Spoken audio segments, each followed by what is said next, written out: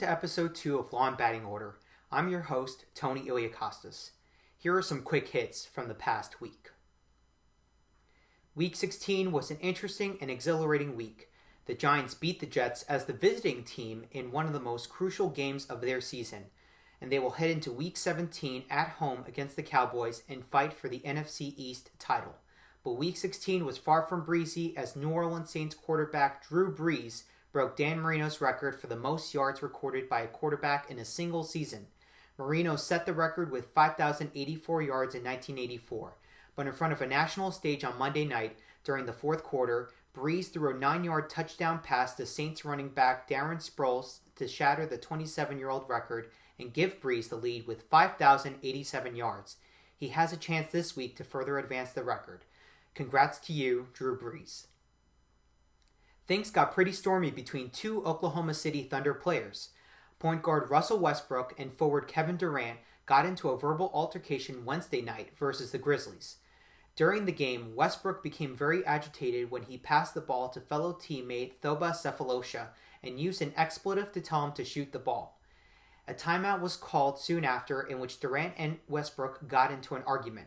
This has raised some eyebrows in terms of the relationship between Westbrook and Durant, and it has raised an even bigger question. Should Russell Westbrook be traded? If so, the Thunder should trade Westbrook to the Knicks, because the Knickerbockers could really use some help in the backcourt. The Steinbrenners made the news again this week, but not in a good way.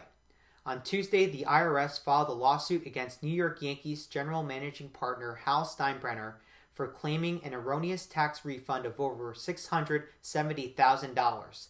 The dispute dates back to the 2001 tax year, and the refund occurred in 2009, but the IRS claims that Steinbrenner filed the refund claim too late and is seeking to recover the $670,000 refund. Today's order in the court will cover battery, an intentional tort offense. A video went viral on the internet this week depicting Texas Rangers catcher Yorvit Torrealba fighting with an umpire in a Venezuelan baseball Winter League game. The fight, which took place on Friday, December 23rd, began after Torrealba swung on a third strike. He slapped his bat in frustration and was ejected from the game.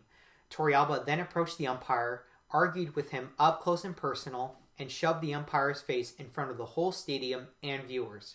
You can see that fight by clicking the link below this video or by clicking the annotation on the screen. The Venezuelan Winter League suspended Torrealba for the remainder of this season and for next winter as well.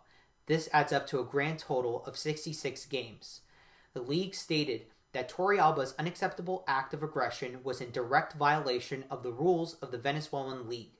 The Texas Rangers are also looking into punishing Torrealba for his actions, but an act of discipline has not been confirmed yet. Torrealba has also publicly apologized for his actions. Let's assume that this altercation occurred in the United States, and this happened during a Rangers game, since Torrealba plays with the Texas Rangers. Let's also assume that as a result of Torrealba's shoving, the umpire sustained an injury and decided to bring a case against Yorvit Torrealba. Under the rules of intentional tort, could Yorvit Torrealba be found liable for battering an umpire? In tort law, there are 3 major branches of tort liability: strict liability, negligence, and intentional tort. Battery, as seen in this case, falls under the category of intentional tort. To prove that the defendant or the actor committed battery, the prima facie or the criteria of intentional tort must be proved. The prima facie of intentional tort are that the act has to be voluntary, there must be unlawful intent to perform the act, contact had to have occurred, and there is no justification for the defendant's act. The case of Vosberg v. Putney illustrates the prima facie of intentional tort very well.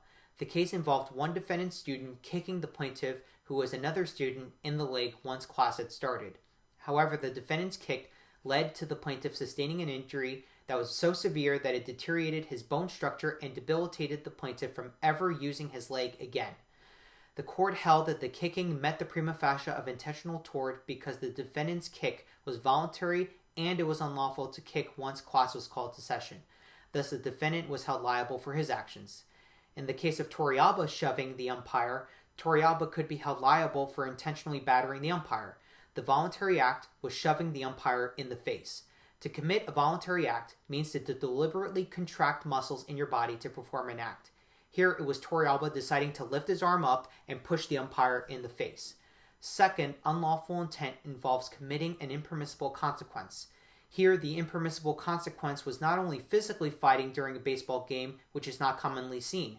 The impermissible consequence was pushing an umpire, an individual who holds a great deal of power in the baseball field. They are the authority. They are to be treated with respect. And to push an umpire in the manner that Torrealba did could be argued as impermissible. Third, contact occurred when Torrealba's hand touched and pushed the umpire's face in such a way that the umpire nearly fell to the ground and grimaced in pain. Finally, it could be argued that there was no justification for Torrealba pushing the umpire. He could have exchanged words with the umpire about being ejected, but to nearly push the umpire to the ground is uncalled for, and it could be argued that no defense could justify Torrealba's actions. Based on the facts here, it would be very hard for Torrealba to make a defense claim, solely because none of the defense claims commonly used in intentional tort actions would work in Torrealba's favor.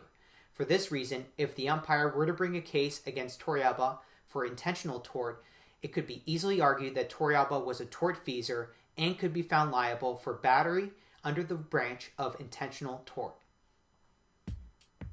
That's the show. Leave all your comments down below, and be sure to visit Law and Batting Order at lawandbattingorder.com, as well as on Facebook and Twitter. Until next time, I wish you all a happy and healthy new year. See you next Sunday, guys.